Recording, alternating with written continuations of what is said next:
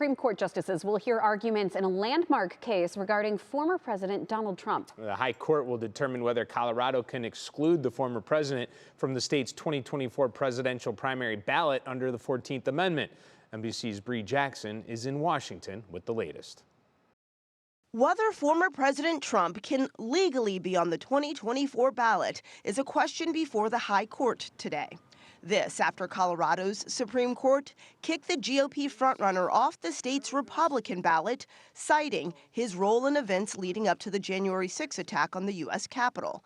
Colorado's Secretary of State says the message is clear. States can rightfully disqualify oath-breaking insurrectionists like Donald Trump, and that is perfectly within the confines of the Constitution and federalism. The case centers around Section 3 of the Constitution's 14th Amendment. It bars anyone who has engaged in insurrection from holding federal office.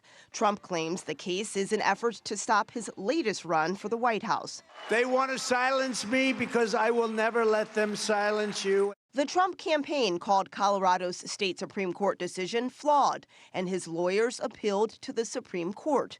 Today, justices will hear both sides. So, the issue of sort of how one deals with the 14th Amendment is initially before the Supreme Court, and they could rule against Donald Trump, in which case there's no further inquiry. But even if they rule for him and overrule the Colorado Supreme Court, we will still have the decision about whether somebody who is engaged in that conduct should be there. Barring a quick ruling, Trump's name remains on the Republican primary ballot for March 5th. Even if the High Court rules against former President Trump, he will not be immediately disqualified from running. The issue will return to individual states. In Washington, Bree Jackson, NBC News.